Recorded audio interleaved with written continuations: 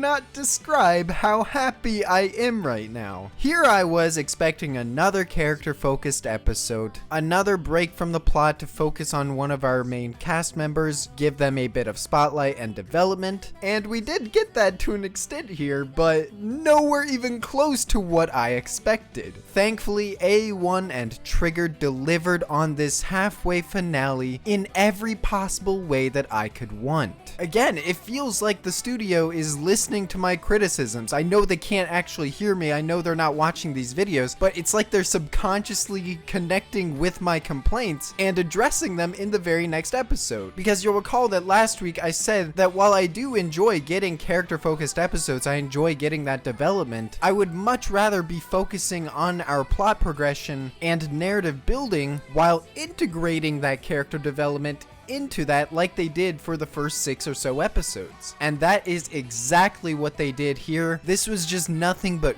raw character drama, plot progression, world building, just everything that I wanted. And I can safely say that this is easily the best episode that we've gotten since episodes 5 and 6, and this might even surpass those episodes. This could potentially be the best episode in the series. I'm gonna need some time to evaluate that, but it's just that good. I hope this is telling for what the entire second half of this series is going to be, because if it is, we're just in for something truly special. Hello everybody, I am PhenomSage, and welcome back to another Darling in the Franxx episode review. Today we're going to be talking about episode 12, The Garden Where It All Began.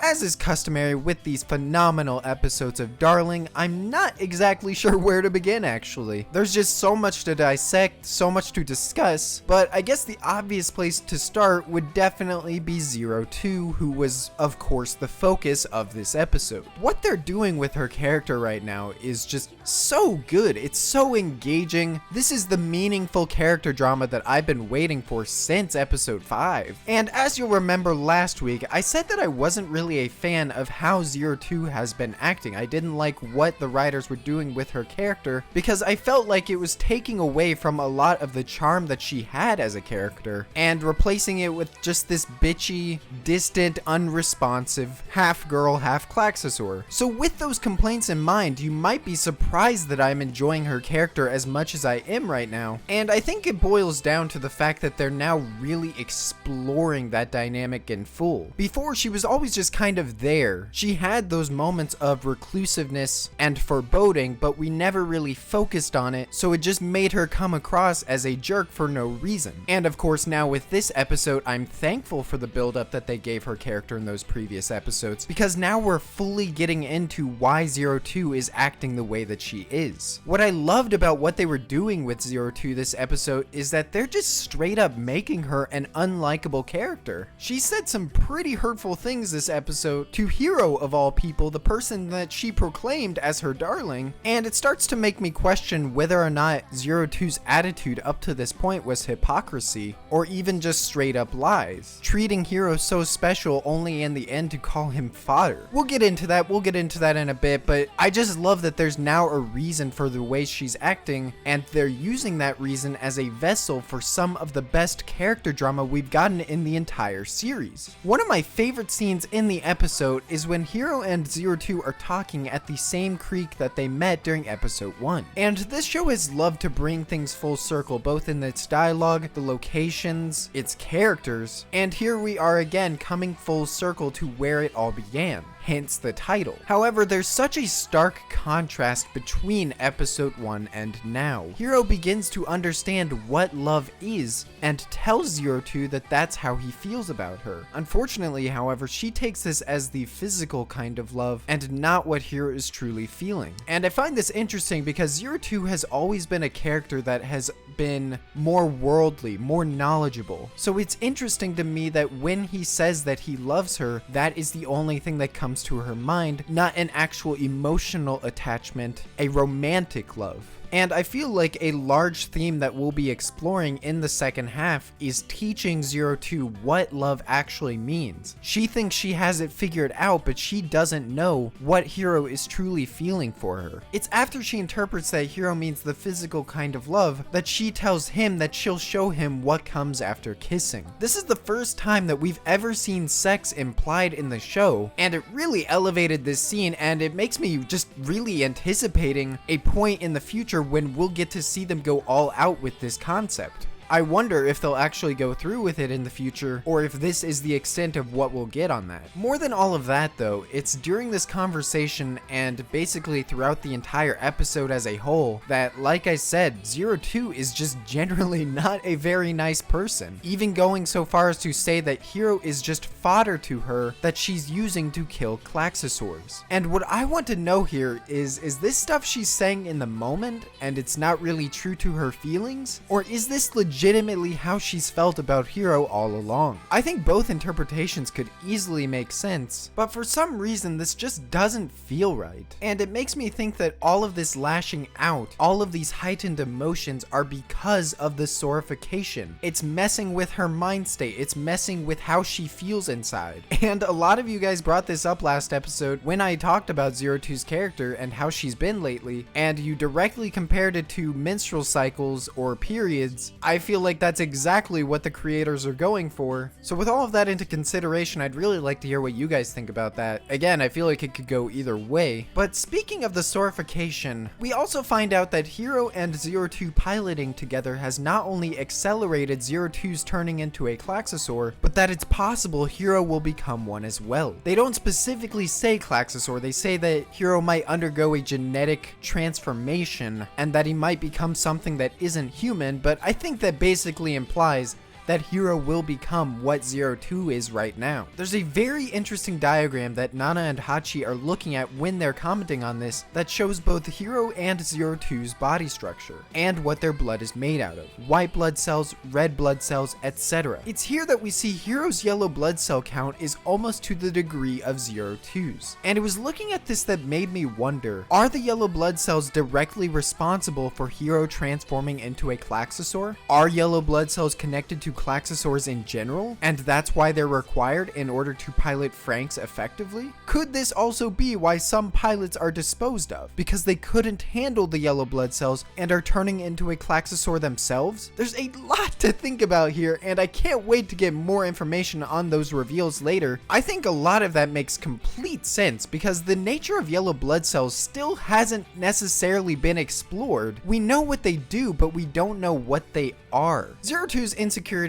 about being a monster come back this episode in full force, and I've commented on this ever since they started bringing this up, that 02 just does not want to be seen as a monster. And at first I chalked this up to her being treated as a monster and how she feels that solitude and loneliness because of it. But in this episode we take it one step further and show that she just has a complete deep hatred for herself. We see her smashing every mirror that she sees to bits because she just doesn't want to look at herself. And of course, you can obviously imply this has to do with her past. Something happened to her to make her resent herself, resent her Klaxosaur being, and it makes me wonder if this has to do with the line that she speaks about being separated from her original darling and wanting to become human so that she can return to him. To elaborate more on that, let's talk about 02's primary goals that were explored this episode. 1, becoming a human, and 2, returning to her original darling. I would say that these are without a doubt the two biggest pieces of information revealed in this episode, and it gives a ton to speculate on. Let's focus on this idea of 02 wanting to become human by killing Klaxosaurs. I want to talk about this first because there's not as much for me to say about it at this point in time until I get more information. The way that it's said by both her and 9 Alpha throughout the episode makes it almost seem as if it's a desperate wish from 02 more than something that can actually happen. 9 Alpha remarks saying she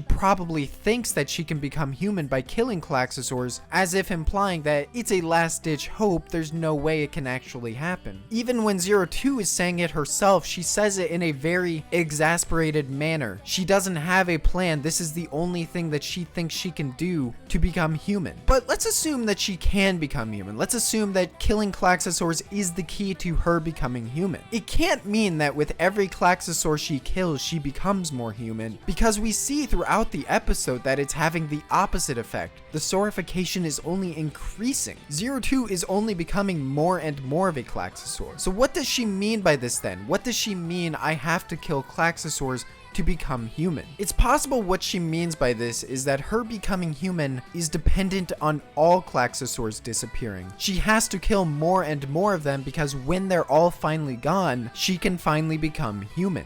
Somehow. It's just a guess, obviously, and we'll need more information before I can extrapolate further on that, but it is a very interesting plot thread that I can't wait to see explored in the second half of this series. The much bigger detail here, however, is 02's comment about wanting to return to her original darling. In her own words, I think she says, "I want to return to my darling from back then." Now, after hearing this and taking into consideration a lot of the things that have been built up both in this episode and in previous episodes, I'm sure that everyone's first thought is going to be that this is Hero. Her original darling from back then was Hero. It all starts fitting into place when you start to consider this holy tree of mistletoe, the scene in the opening of Hero holding 02's hand, and Hero remarking on his memory being shaky on a lot of the things that he feels he should remember. This holy tree of mistletoe is where Hero met 02 for the first time. So now the obvious question is the darling she's talking about Hero from the past? If this is the case, why is she so desperate to return to him when he's right here? Again, this goes into what I said last episode. I think both Hero and 02's memory were wiped, and she only has faint memories of meeting him under this mistletoe. However, despite this being a possibility, I would also like to raise an alternative theory that I've seen going around that I love about who 02's previous darling was. And it again has to do with this first episode, this very first scene, and the shot that we see of 02 grown up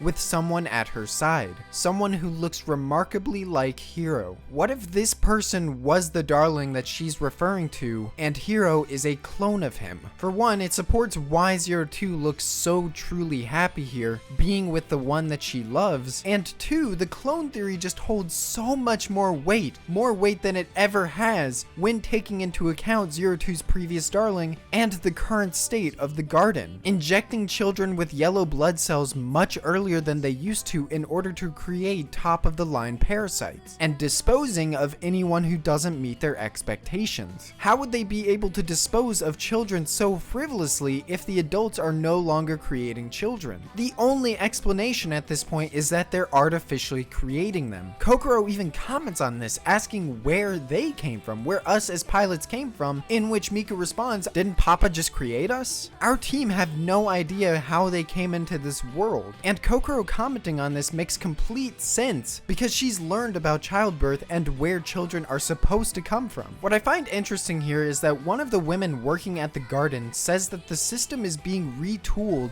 to produce more capable and obedient parasites. This is where injecting them with yellow blood cells at a much earlier age comes in. But what's interesting about this is that this is the complete opposite of what Dr. Franxx is trying to do with our team, encouraging individuality, which has spiked our growth as pilots. It really shows the different objectives between Dr. Franxx and APE, and it makes me wonder, why is APE even letting Dr. Franxx do this in the first place? Why is Dr. Franxx allowed to do what he wants in general? Dialing back on this idea of these pilots being disposed of if they're not able to meet APE's expectations of parasites, we still don't know if disposing necessarily means killing. But what we do know is that they never return to the garden again, and as I've been speculating on this whole time, I wonder what is happening to them. What happened to Naomi? Where did they take them? If they are indeed turning into a Klaxosaur because they couldn't handle the yellow blood cells, I could see that being a shocking reveal in the future. And they've brought up Naomi enough throughout this entire series that it's clear they're not just going to kill her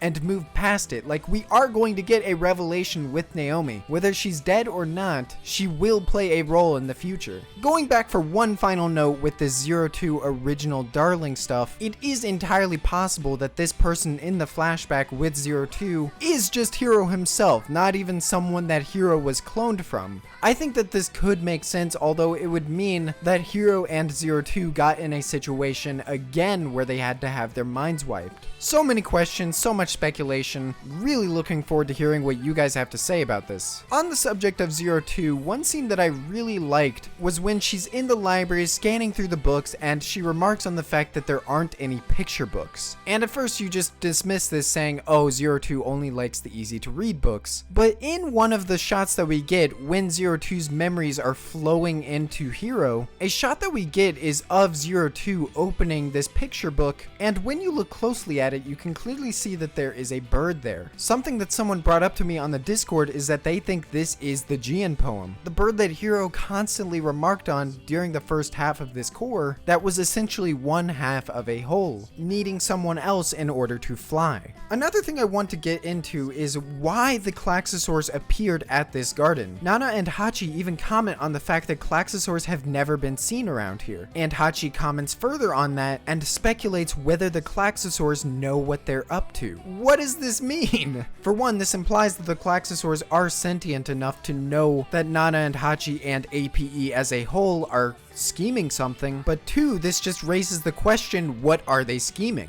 The only thing I can think of is that they were planning on going forward with this Sorafication, they just never anticipated it happening this soon. Speaking of questions I need answers to, I want to know what this ethereal being of 02 is at the end of the episode. Is this 02's true Klaxosaur form coming out of the human body that she's been using as a mannequin? Or is it just something else entirely? So much to speculate on, and I love that we straight up just end the episode at this point. Hard cut, no aftermath, no fade out. I think this is the first time that we've straight up ended an episode in the middle of a conflict, and I just can't wait for next week now. I hope to get a full and detailed look into 02's past and what she went through as a child. During this episode, we also get our first look into all of the nines, at least our first look that isn't in the opening, and I have to admit that while I'm sure there'll be cool characters, the DeviantArt color swaps on their hair does just look really bad in my opinion. Like, for some reason it just doesn't look like it belongs on some of these characters. On top of that, I really wish we could have heard some of the other nines talk during this conversation. 9 Alpha is the only one that has a speaking role throughout this entire episode, and while I'm not necessarily against that, it's just weird seeing 9 Alpha talk in front of this entire group of nines and have all the other nines just standing in the background, not moving or even emoting. They have this static expression on their face the whole conversation. So it would have been cool to hear just maybe one or two of them chime in on what 9 Alpha is saying, but it's a nitpick, it's a nitpick. One key piece of information that we get during this conversation, however, is that all plantations on this continent are currently headed to you-know-where. And you-know-where obviously means the Grand Crevice. But what I want to know is why.